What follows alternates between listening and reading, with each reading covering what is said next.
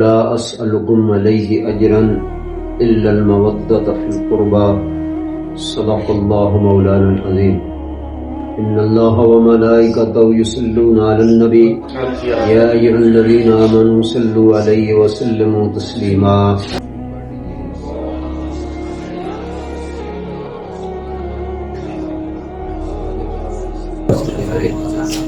الصلاۃ والسلام کے بعد معزز حاضرین و سامعین، محرم شریف کی اس مہینہ کے اندر آج پہلی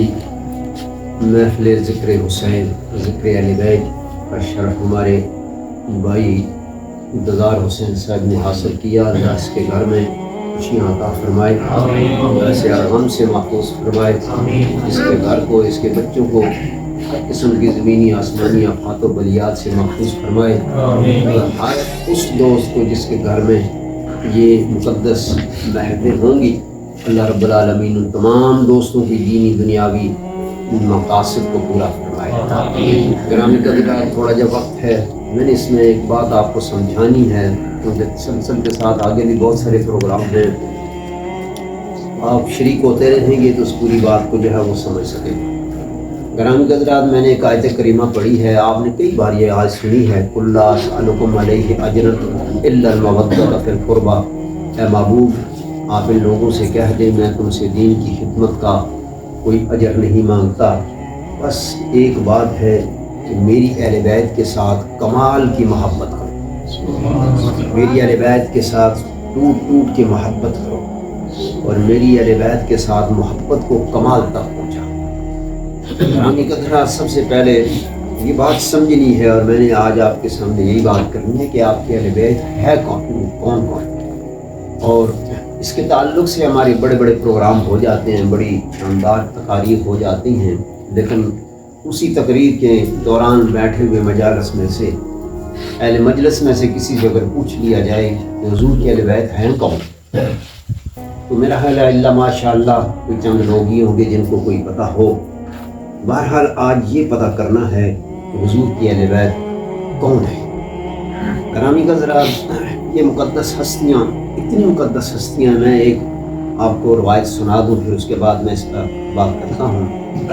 میرے منیر جو حضور سیدنا پیر مہر علی شاہ صاحب کے ملفوظات، مناظرات اور مشاہدات، مباحثات کی کتاب ہے میرے منیر، اس میں شروع میں ہی یہ بات لکھی گئی ہے کہ حضرت آدم علیہ السلام کے تعلق سے دو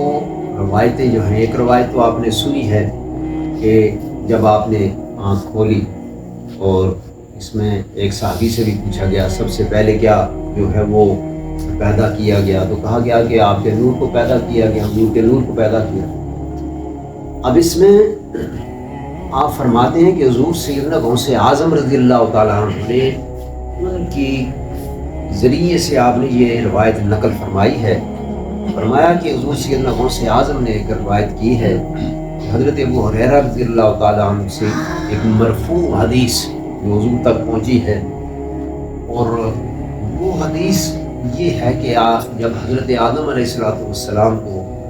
آپ نے آنکھ کھولی اور دیکھا، آپ کو عرش کے نیچے 5 انوار اللہ کی بارگاہ میں سر بسجود آپ نے دیکھے۔ آپ نے پوچھا اے اللہ یہ کون ہے لوگ؟ اللہ رب العالمین نے ارشاد فرمایا کہ اے آدم یہ وہ 5 ہستیاں ہیں جن کے ذریعے اگر تو دعا کرے گا تو اللہ تیری دعا کو قبول فرمائے گا۔ اور شارحین کرام نے لکھا ہے کہ یہ ہستیاں کون تھیں؟ آقا نامدار، مدنی تاجدار، امام الانبیاء محمد رسول اللہ صلی اللہ علیہ وسلم، حضرت علی المرتضیٰ، حضرت فاطمہ الزہرا، حضرت امام حسن اور حضرت امام حسین علیہ الصلوۃ والسلام۔